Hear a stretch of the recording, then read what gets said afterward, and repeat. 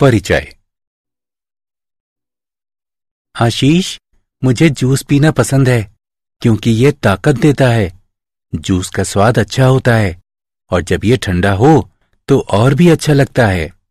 हाँ, तुम सही कह रहे हो। प्रिंस, जरा ये बर्फ मुझे देना। मुझे अपने गिलास में एक दो और डालनी है। हाँ जरूर। आशीष, मैं तुमसे कुछ पूछना चाहता हूं। हाँ, क्यों नहीं, पूछो। बर्फ पिघल क्यों रही है और जब हम इसे जूस में डालते हैं तब भी ये पिघल जाती है, ऐसा क्यों? ठीक है, मैं तुम्हें बताता हूं। बर्फ का पिघलना ऊष्मागतिकी का एक उदाहरण है। ब्रह्मांड में कुछ भी ठंडा नहीं है। ब्रह्मांड की प्रत्येक वस्तु अपने परिवेश में ऊष्मा का विकिरण करती है। विश्व के उत्क्रम माप में निरंतर बढ़ोतरी हो रही है। इस उत्क्रम माप के कारण बर्फ पिघलती है। अच्छा, अब मुझे अपने प्रश्न का उत्तर मिल गया। इसके बारे में जानना अत्यंत रोचक है। तो ठीक है, आओ मैं तुम्हें इसके बारे में विस्तार से बताता हूं।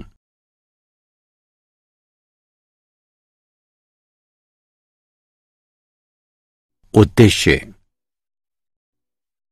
इस पाठ के अंत में आप निम्न करने में सक्षम हो जाएंगे। ऊष्मागतिकी को परिभाषित करना, ऊष्मागतिकी प्रक्रम की व्याख्या करना, ऊर्जा की रूपांतरण की प्रणाली को समझना, आंतरिक ऊर्जा की व्याख्या करना, दाब आयतन कार्य को समझना, एंथैल्पी को परिभाषित करना, विस्तीर्ण व गहन गुणधर्म में विभेद करना और ऊष्माधारिता की गणना करना।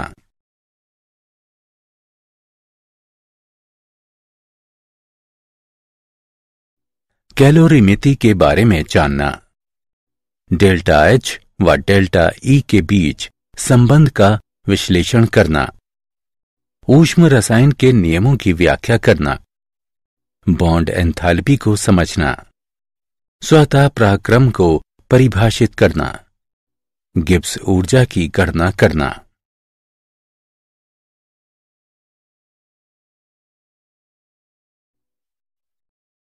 ऊष्मागतिकी। विज्ञान की उस शाखा को ऊष्मागतिकी कहते हैं जिसमें ऊष्मा और अन्य ऊर्जा के रूपों के साथ उनके मात्रात्मक संबंधों की चर्चा होती है। ऊष्मागतिकी मूल रूप से 3 आधारभूत सामान्यीकरणों पर आधारित है। पहले नियम में ऊर्जाओं के विभिन्न स्वरूपों की समतुल्यता के बारे में बात की जाती है। दूसरे नियम में रासायनिक परिवर्तन की दिशा के बारे में बात की जाती है। तीसरे नियम में ऊष्मा उत्क्रम जैसे ऊष्मागतिकी के मापदंडों का मूल्यांकन करने में सहायक है।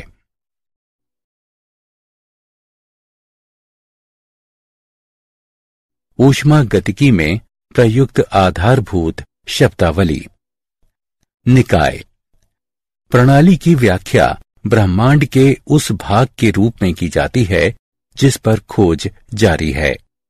उदाहरण के लिए, यदि हम पानी के गुणधर्मों पर तापमान के प्रभाव का अध्ययन कर रहे हैं तो प्रणाली के रूप में पानी लिया जाएगा। परिवेश। प्रणाली के अतिरिक्त ब्रह्मांड का भाग परिवेश के रूप में जाना जाता है। उदाहरण के लिए, यदि अभिक्रिया सम्मिश्रण एक बीकर में रखा जाता है तो ये प्रणाली बन जाता है और बीकर की दीवारें सीमा बनाती हैं और शेष सब कुछ परिवेश है। प्रणाली को 3 वर्गों में रखा जा सकता है: खुली प्रणाली, बंद प्रणाली और विलगित प्रणाली। खुली प्रणाली वो प्रणाली जो द्रव्यमान और ऊर्जा के परिवेश के साथ विनिमय कर सकती है, उसे खुली प्रणाली कहते हैं। बंद प्रणाली वो प्रणाली जो ऊर्जा का विनिमय द्रव्यमान के साथ नहीं बल्कि परिवेश के साथ कर सकती है, उसे बंद प्रणाली कहते हैं। विलगित प्रणाली वो प्रणाली जो न तो ऊर्जा का विनिमय कर सकती है और न ही द्रव्यमान का परिवेश से, उसे पृथक्भूत प्रणाली कहते हैं। प्रणाली की दशा। प्रणाली की दशा से अभिप्राय प्रणाली के अस्तित्व से है, जबकि इसके स्थूल गुणधर्म निश्चित मान रखते हैं। उदाहरण के लिए गैसीय प्रणाली की दशा दाब, आयतन, तापमान और मात्रा से परिभाषित की जा सकती है। इसके स्थूल गुणधर्म निश्चित हो जाने के बाद गुणधर्म स्वतः निश्चित मान प्राप्त कर लेते हैं। जब अन्य स्थूल गुणधर्म नए मान प्राप्त करते हैं, तब एक या अधिक स्थूल गुणधर्म प्रणाली की स्थिति में परिवर्तन लाते हैं, जबकि अन्य स्थूल गुणधर्म नए मूल्य प्राप्त करते हैं। इस तरह के स्थूल गुणधर्म दशा परिवर्ती कारक कहलाते हैं। आरंभिक दशा को प्रणाली साम्यावस्था में आरंभिक दशा को संदर्भित है। परिवेश के साथ अंतःक्रिया होने के बाद प्रणाली एक नई साम्यावस्था बनाती है, जिसे प्रणाली की अंतिम दशा कहते हैं।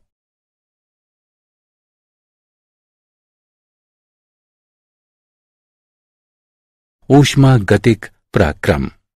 जो प्रक्रिया प्रणाली की दशा में परिवर्तन लाती है, उसे ऊष्मागतिक पराक्रम कहते हैं।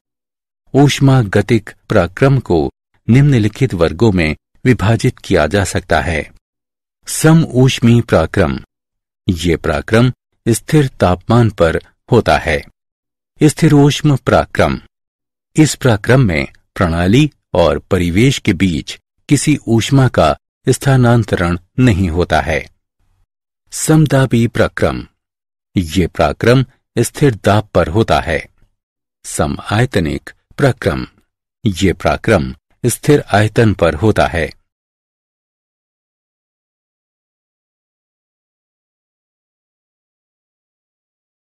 ऊर्जा स्थानांतरण प्रणाली। प्रणाली और परिवेश के बीच ऊर्जा स्थानांतरण की दो महत्वपूर्ण विधियां हैं। ऊष्मा। यदि प्रणाली और परिवेश के ऊष्मामान में तापमान भिन्न है, तो ऊर्जा का स्थानांतरण ऊष्मा के रूप में होता है। यदि प्रणाली का तापमान अधिक है, तो परिवेश में ऊर्जा का ह्रास होता है। यदि प्रणाली का तापमान परिवेश से कम है, तो प्रणाली को परिवेश से ऊर्जा प्राप्त होती है। ऊष्मा को Q से निरूपित किया जाता है। कार्य। यदि प्रणाली और परिवेश के दाब में भिन्नता है, तो ऊर्जा का स्थानांतरण कार्य के रूप में हो सकता है। आइए गैसीय प्रणाली को लेते हैं, जो एक सिलेंडर में चलनशील पिस्टन के साथ लगा हुआ है। यदि प्रणाली का दाब उच्च होगा, तो पिस्टन तब तक ऊपर की ओर धकेला जाएगा जब तक कि प्रणाली का दाब परिवेश के समान नहीं हो जाता। यदि प्रणाली का दाब कम है, तो पिस्टन नीचे की ओर तब तक दबाया जाएगा जब तक कि प्रणाली का दाब परिवेश के समान नहीं हो जाता।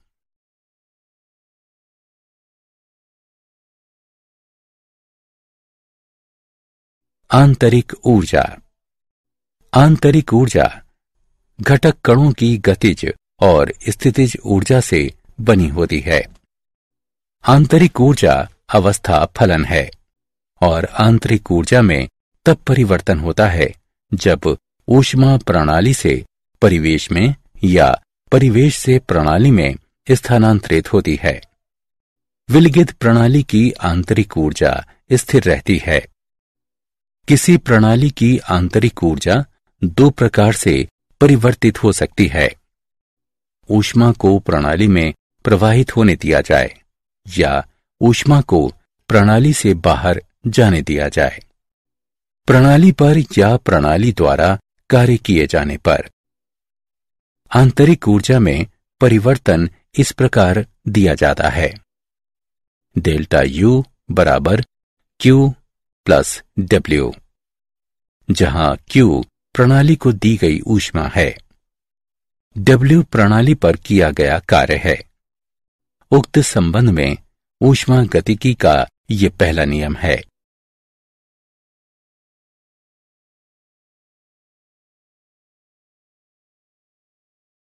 दाब आयतन कार्य। गैस भरे एक सिलेंडर के बारे में विचार करें जिसमें घर्षण रहित पिस्टन लगा है।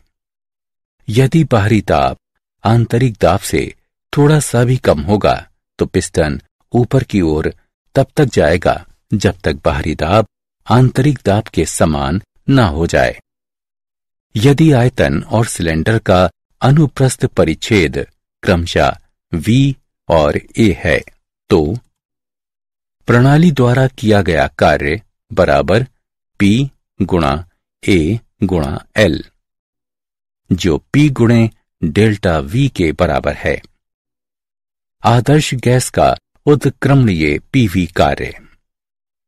आदर्श गैस से भरे एक सिलेंडर जिसका आयतन V है, इसके बारे में विचार करें जिस पर घर्षण रहित पिस्टन लगा है और जिसका बाहरी दाब P है। यदि दाब का अंतर अत्यंत सूक्ष्म है तो आयतन में वृद्धि भी अत्यंत सूक्ष्म होगी। अब दाब आयतन कार्य के कारण प्रणाली द्वारा किया गया कार्य भी सूक्ष्म होगा।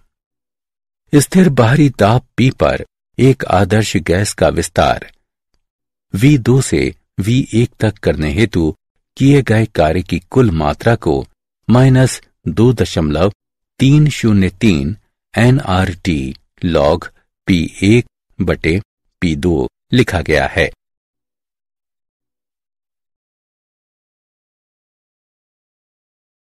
एंथैल्पी। एंथैल्पी अवस्था फलन का उपयोग स्थिर दाब पर ऊष्मा परिवर्तन के मापन के लिए किया जाता है। H बराबर U जमा PV और डेल्टा H बराबर डेल्टा U जमा P डेल्टा V जमा V डेल्टा P। स्थिर दाब पर डेल्टा P बराबर 0, अतः डेल्टा H बराबर डेल्टा U जमा P डेल्टा V। इस समीकरण को निम्न रूप में भी लिखा जा सकता है। डेल्टा H बराबर QP। डेल्टा U और डेल्टा H में निम्न संबंध है। डेल्टा H बराबर डेल्टा U जमा डेल्टा NG RT, जहां डेल्टा NG गैसीय गुणनफल के मूल की संख्या माइनस गैसीय अभिकारकों के मूल की संख्या है। विस्तीर्ण व गहन गुणधर्म। विस्तीर्ण गुणधर्म प्रणाली के वे गुणधर्म जो उसमें निहित द्रव्य की मात्रा पर आधारित होते हैं। उदाहरण: द्रव्यमान, आयतन, ऊर्जा, ऊष्माधारिता, एंथैल्पी, उत्क्रम माप, मुक्त ऊर्जा आदि। गहन गुणधर्म प्रणाली के वे गुणधर्म जो उसमें निहित द्रव्य की मात्रा से स्वतंत्र होते हैं। उदाहरण: दाब, तापमान, घनत्व, विशिष्ट ऊष्मा, तरलता, पृष्ठ तनाव आदि।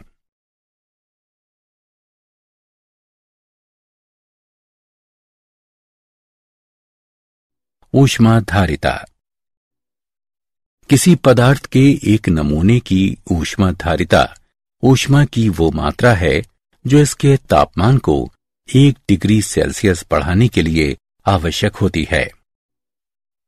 ऊष्माधारिता 2 प्रकार की होती है: स्थिर आयतन पर ऊष्माधारिता और स्थिर दाब पर ऊष्माधारिता।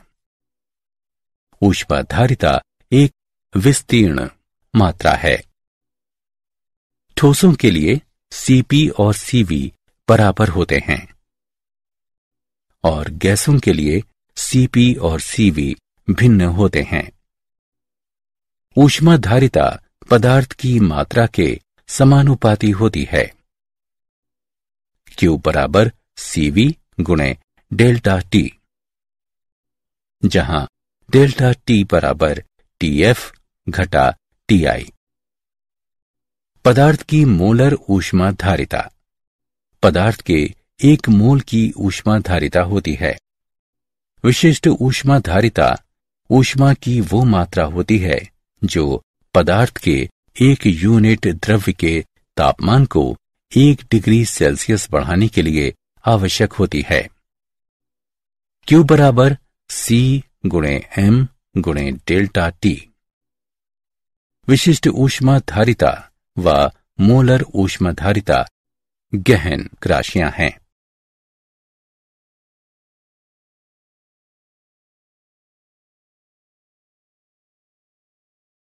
कैलोरी मिति। कैलोरी मिति एक प्रयोगात्मक तकनीक है जिसमें रासायनिक प्रतिक्रिया में मुक्त की गई या अवशोषित की गई ऊष्मा की मात्रा मापी जाती है। ये प्रक्रम एक बर्तन में किया जाता है जिसे कैलोरी मीटर कहते हैं, जो तरल की ज्ञात मात्रा में निमज्जित होता है। जिस तरल में कैलोरी मीटर निमज्जित है उसकी ऊष्मा धारिता तथा कैलोरी मीटर की ऊष्मा धारिता ज्ञात होने पर हम तापमानों में हुए परिवर्तन का मापन करके प्रयुक्त ऊष्मा की मात्रा ज्ञात कर सकते हैं। डेल्टा U माप। वे रासायनिक अभिक्रियाएं स्थिर आयतन पर ऊष्मा अवशोषित होती हैं। बॉम्ब कैलोरी मीटर में मापी जाती हैं।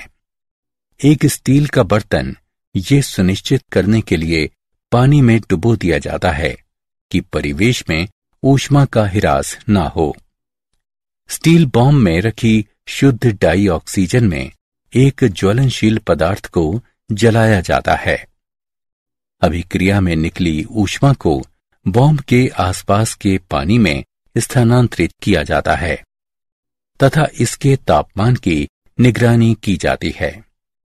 चूंकि बॉम्ब कैलोरी मीटर सील होता है, इसका आयतन परिवर्तित नहीं होता है। कोई कार्य नहीं होता है क्योंकि अभिक्रिया बॉम्ब कैलोरी मीटर में स्थिर आयतन पर होती है। पूर्ण अभिक्रिया द्वारा उत्पादित कैलोरी मीटर के तापमान में हुआ परिवर्तन QV में परिवर्तित हो जाता है। डेल्टा H मापन। स्थिर दाब पर ऊष्मा में परिवर्तन की माप कैलोरी मीटर में की जा सकती है। हम जानते हैं कि डेल्टा H बराबर QP। स्थिर दाब पर अवशोषित या मुक्त की गई ऊष्मा को अभिक्रिया की ऊष्मा या अभिक्रिया की एंथैल्पी भी कहा जाता है। एक ऊष्माक्षेपी अभिक्रिया में ऊष्मा उत्पन्न होती है और प्रणाली परिवेश में ऊष्मा मुक्त करती है। अतः QP ऋणात्मक होगा और डेल्टा RH भी ऋणात्मक होगा। इसी प्रकार ऊष्माशोषी अभिक्रिया में ऊष्मा अवशोषित होती है और प्रणाली परिवेश से ऊष्मा प्राप्त की जाती है। अतः QP धनात्मक होगा और डेल्टा RH भी धनात्मक होगा।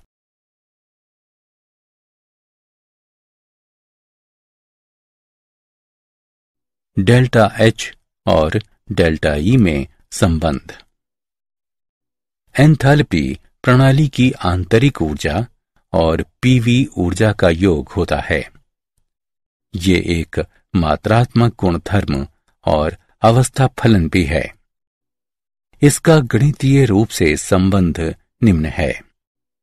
H बराबर E जमा PV। डेल्टा H को प्रयोगात्मक रूप से निर्धारित किया जा सकता है।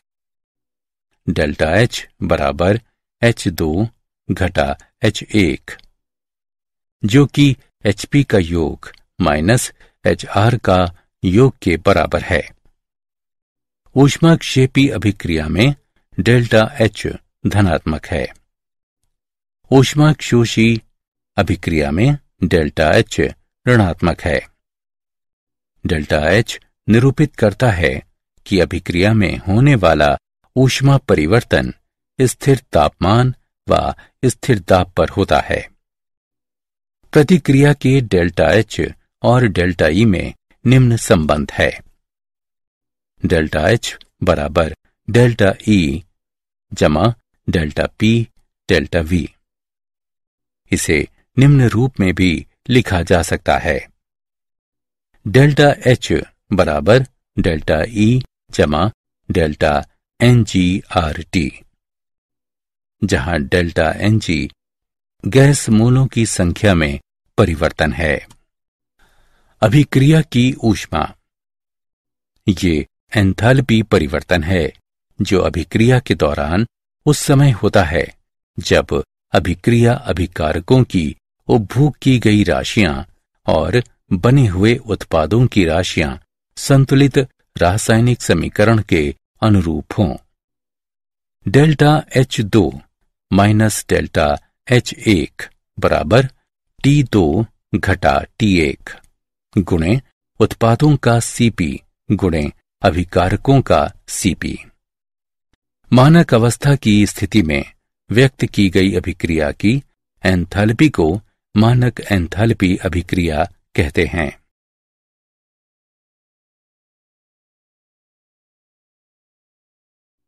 उदाहरण, आइए डेल्टा H व डेल्टा E के मध्य संबंध का एक उदाहरण देखें। दी गई प्रतिक्रिया में एंथैल्पी परिवर्तन डेल्टा H 298 केल्विन पर माइनस 92.38 किलो जूल है। 298 केल्विन पर डेल्टा E क्या है? आइए हल देखते हैं। दिया है डेल्टा H बराबर घटा 92.38 किलो जूल, डेल्टा Ng बराबर 2 घटा 1-3 बराबर घटा 2, R बराबर 8A 314 गुणे 10 की घात घटा 3 किलो जूल प्रति मोल प्रति केल्विन। हम जानते हैं कि डेल्टा H बराबर डेल्टा E जमा डेल्टा NgRT, इसलिए डेल्टा E बराबर डेल्टा H घटा डेल्टा NgRT। अब हम समीकरण में मान रखेंगे और गणना करेंगे। हमें डेल्टा E बराबर घटा 87.42 किलो जूल प्राप्त होता है। इस प्रकार डेल्टा E का मान घटा 87.42 किलो जूल है।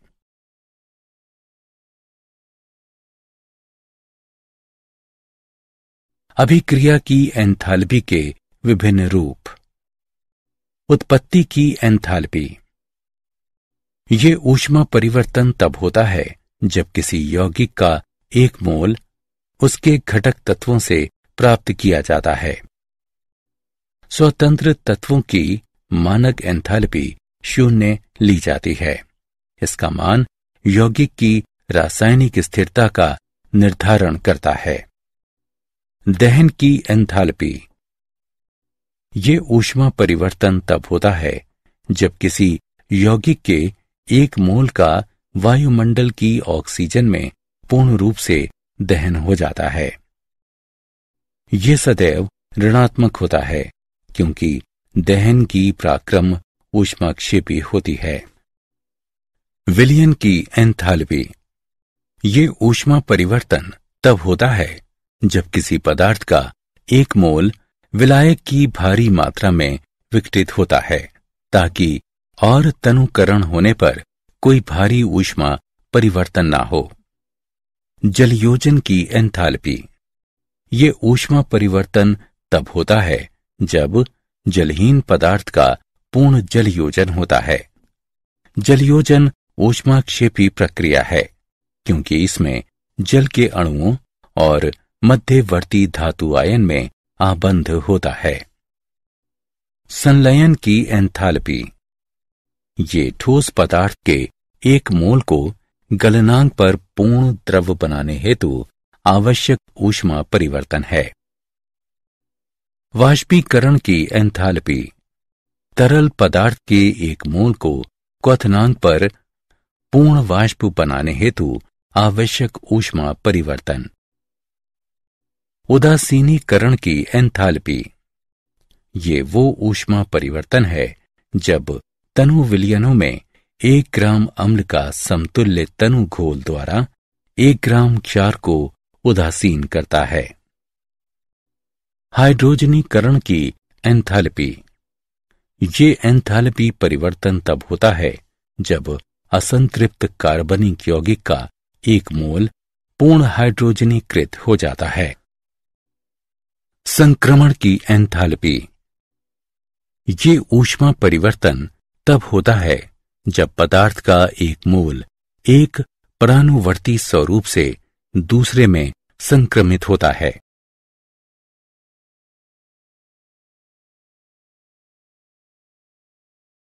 ऊष्म रसायन के नियम।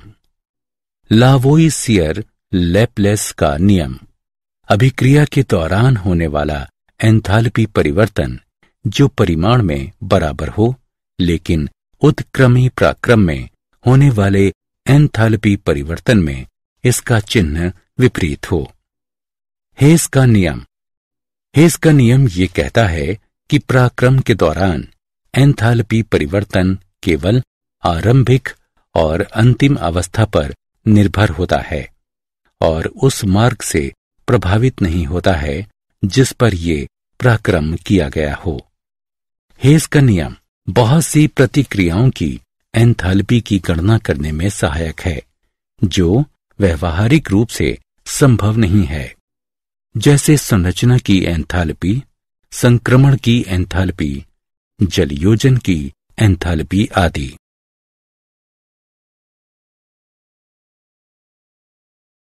Bond enthalpy. बॉन्ड वियोजन ऊर्जा गैसीय अणुओं में विशेष आबंध को तोड़ने के लिए आवश्यक ऊर्जा को कहा जाता है। ये एक निश्चित मात्रा होती है और किलोजूल प्रति अणु में व्यक्त होती है।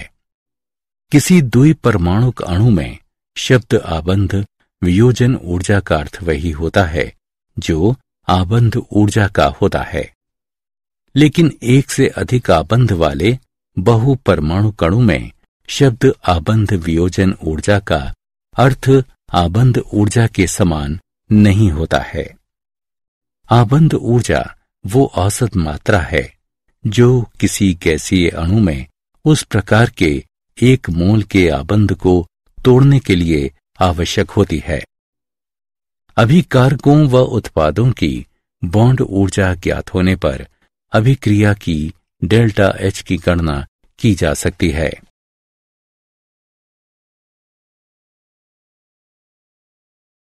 स्वतः पराक्रम, वे भौतिक या रासायनिक पराक्रम जो एक दिशा विशेष में दी गई अवस्थाओं में स्वयं अथवा समुचित प्रारंभ के साथ होती हैं, स्वतः पराक्रम कहलाती हैं।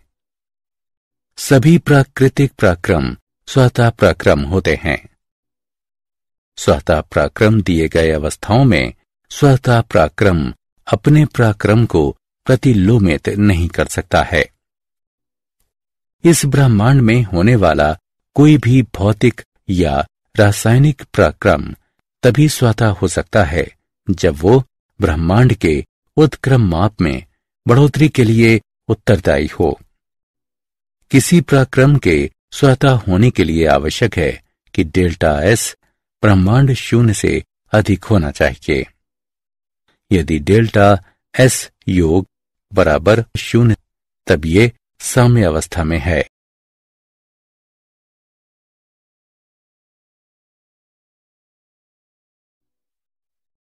गिब्स ऊर्जा, वो ऊर्जा जो विशिष्ट अवस्थाओं में प्रणाली से निःशुल्क उपलब्ध है और जो उपयोगी कार्यों में इस्तेमाल की जा सकती है, गिब्स ऊर्जा कहलाती है।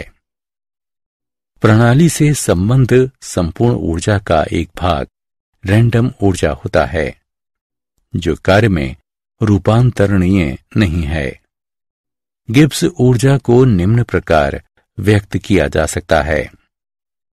G बराबर H घटा TS। गिब्स ऊर्जा अवस्था फलन है और इसकी इकाई जूल प्रति मोल है। पराक्रम के दौरान गिब्स ऊर्जा में परिवर्तन G2 घटा G1 द्वारा दिया जाता है, जो डेल्टा H घटा T डेल्टा S के बराबर है। प्रणाली का गिब्स ऊर्जा परिवर्तन दिए गए संबंध द्वारा डेल्टा S योग से संबंधित है। प्रणाली का डेल्टा G बराबर -T डेल्टा S योग। विशेष अवस्था में प्रणाली का गिब्स ऊर्जा परिवर्तन उपयोगी कार्य को निरूपित करता है, जो प्रणाली से पीवी कार्य के अलावा प्राप्य हो।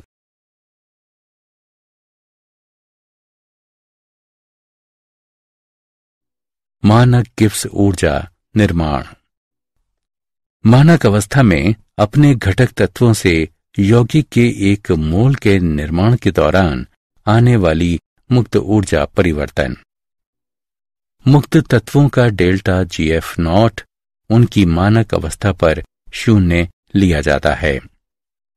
मानक ऊर्जा परिवर्तन अभिकारकों व उत्पादों का मानक मुक्त ऊर्जाओं से निम्न रूप में संबंधित होता है।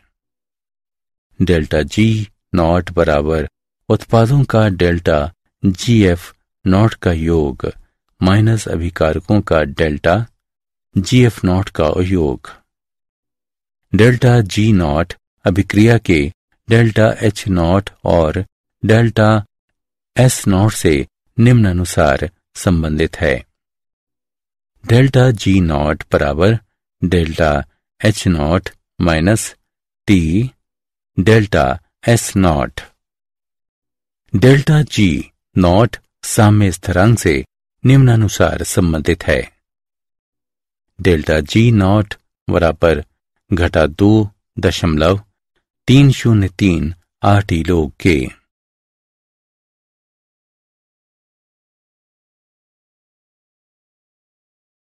क्या आप जानते हैं, शब्द एंट्रोपी की खोज जर्मन भौतिक शास्त्री रुडोल्फ क्लॉसिस द्वारा 1865 में की गई थी। ऊर्जा के अपव्ययित होने के बाद इसे फिर से इस्तेमाल नहीं किया जा सकता है, जैसे हम बर्फ पिघलने के बाद फिर से इग्लू नहीं बना सकते। तापमान निकायों के बीच आंतरिक ऊर्जा प्रवाह की दिशा बताता है और उन निकायों के बीच औसत गतिज ऊर्जा पारगमन को संकेतित करती है। तापीय ऊर्जा परमाणु या अणु के स्तर पर वास्तव में गतिज ऊर्जा का एक प्रकार है। जितना अधिक इन कणों की गति होगी, उतनी ही अधिक तापीय ऊर्जा होगी।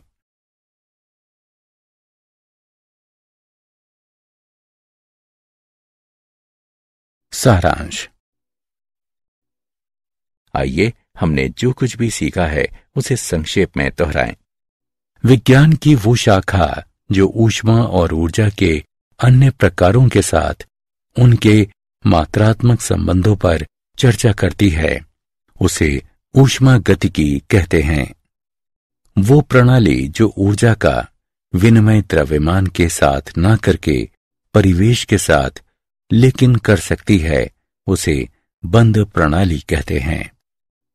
यदि प्रणाली और परिवेश के तापमानों में भिन्नता है तो ऊर्जा का आदान प्रदान ऊष्मा के रूप में होता है।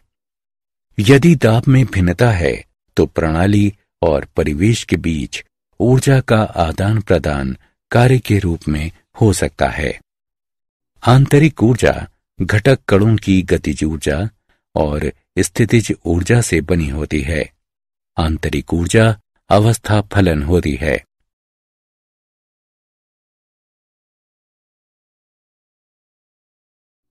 प्रणाली के वे गुणधर्म जो उसमें निहित द्रव्य की मात्रा से स्वतंत्र होते हैं, गहन गुणधर्म कहे जाते हैं। पदार्थ के एक नमूने की ऊष्माधारिता ऊष्मा की वो मात्रा है जो तापमान को 1 डिग्री सेल्सियस बढ़ाने के लिए आवश्यक होती है। कैलोरीमिति एक प्रयोगात्मक तकनीक है जिसमें रासायनिक प्रतिक्रिया में मुक्त की गई या अवशोषित की गई ऊष्मा की मात्रा मापी जाती है। वो ऊर्जा जो विशिष्ट दशा में प्रणाली से निःशुल्क उपलब्ध होती है और जिसका इस्तेमाल उपयोगी कार्यों में किया जा सकता है, गिब्स ऊर्जा कहलाती है।